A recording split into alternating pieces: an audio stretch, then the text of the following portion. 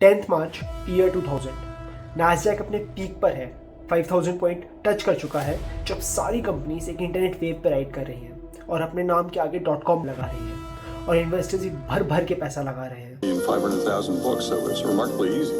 I can look up such as Mediterranean cooking, and I find 57 books on the subject.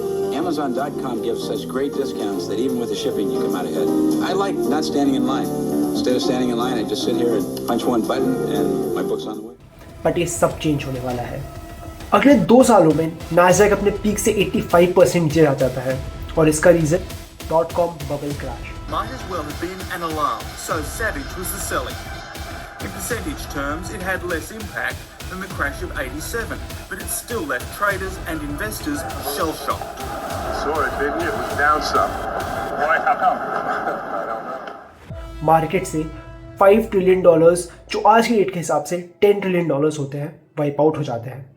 ये story हमारे लिए इसलिए ज़रूरी है क्योंकि हम आज फिर एक बबल में आके फंस गए हैं, द ग्रेट AI बबल। आज हम समझेंगे कि क्या सही में एक बबल है और अगर ये बबल फटा तो हमारी लाइफ में इसका क्या इम्पैक्ट होगा। Chapter 1, the rise of AI। 30 नवंबर 2022 को OpenAI ChatGPT को लॉन्च करता है। वैसे तो मार्केट में AI असिस्टेंट बहुत पहले से अवेलेबल थे लाइक एलेक्सा, पर ChatGPT से आप एक नॉर्मल ह्यूमन की तरह चैट कर सकते थे, कोडिंग करवा सकते थे and it was a hit. सिर्फ 5 दिनों में ChatGPT 1 मिलियन डाउनलोड क्रॉस कर जाता है और इससे स्टार्ट होती है एक AI रेस।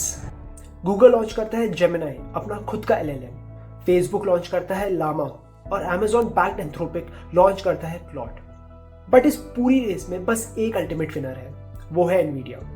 एनवीडिया वो कंपनी है जो इन सारे मॉडल्स को ट्रेन करने के लिए चिप्स बनाती है और सिर्फ 2 सालों में एनवीडिया का स्टॉक 1000% ऊपर चला जाता है।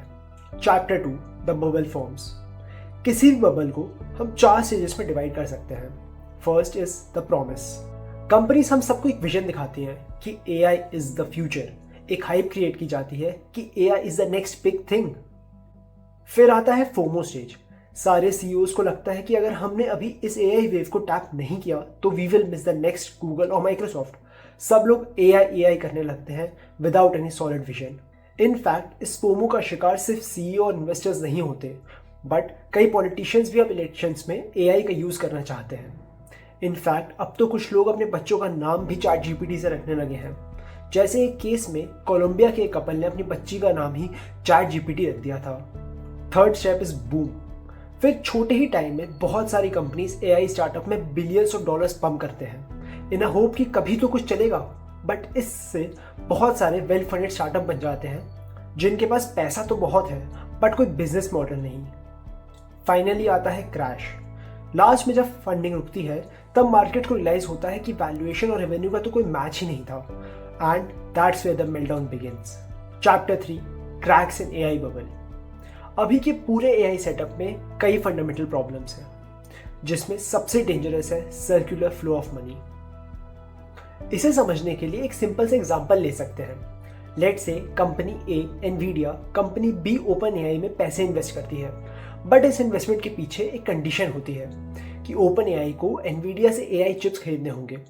इससे एनवीडिया अपने ही पैसों से अपनी ही चिप्स के लिए आर्टिफिशियल डिमांड क्रिएट करती है, जिससे उसका रेवेन्यू आर्टिफिशियल इन्फ्लेट हो जाता है और स्टॉक मार्केट में उसकी वैल्यूएशन बढ़ने लगती है। वहीं स्टार्टअप जैसे OpenAI को अगले राउंड के लिए बेटर वैल्यूएशन मिल जाती है। और ये सिर्फ एनवीडिया और OpenAI की बात नहीं है, इसमें Amazon, माइक्रोसॉफ्ट, गूगल, एंथ्रोपिक जैसे कई सारे स्टार्टअप्स इन्वॉल्व हैं। जैसे रिसेंटली एनवीडिया ने OpenAI में $100 बिलियन इन्वेस्ट करने का अनाउंस किया है। अब OpenAI इन्हीं पैसों से सीधे एनवीडिया की चिप्स खरीदेगा। सिमिलरली माइक्रोसॉफ्ट ने एंथ्रोपिक में $10 बिलियन और एनवीडिया ने $5 बिलियन इन्वेस्ट करने का अनाउंस किया है। बट इस डील के अकॉर्डिंग एंथ्रोपिक माइक्रोसॉफ्ट से $30 बिलियन के क्लाउड सर्विसेज लेगा और एनवीडिया की चिप्स पे एक इंफ्रास्ट्रक्चर बनाएगा। ये एक ही पैसा है जो बार बार घुमाकर हमें दिखाया जा रहा है। दूसरी इंपॉर्टेंट चीज है hidden cost of these data centres. सिर्फ एक डेटा सेंटर 1 लाख घरों के जितनी इलेक्ट्रिसिटी अकेले कंज्यूम करता है। ये सारे डेटा सेंटर्स GPU से कॉम्पैक्टेड रहते हैं। इनसे बहुत सारी हीट प्रोड्यूस होती है। इनफैक्ट कभी कभी तो ये टेम्परेचर 80 डिग्रीज तक पहुंच जाता है और इन्हें ठंडा रखने के लिए बहुत सारा अल्ट्रा प्योर पानी कंज्यूम होता है। फॉर एग्जाम्पल ChatGPT-3 के मॉडल को ट्रेन करने के लिए 7 लाख लीटर पानी कंज्यूम हुआ था। इन दोनों ही चीज़ों से हमारे एनवायरनमेंट पे बहुत ज़्यादा गहरा इम्पैक्ट पड़ता है, जिसे कोई अकाउंट में ही नहीं लेता। ये पूरा AI सेटअप 2 मेजर कंपनीज पे डिपेंडेंट है, एनवीडिया और TSMC। लोगों को एक वैसे मिसकंसेप्शन है कि एनवीडिया ये चिप्स मैन्युफैक्चर करता है, बट एक्चुअली में वो सिर्फ चिप डिज़ाइन करता है। एनवीडिया की सारी चिप एक TSMC नाम की कंपनी बनाती है और इस इंडस्ट्री में ये दोनों कंपनीज की मोनोपोली चलती है।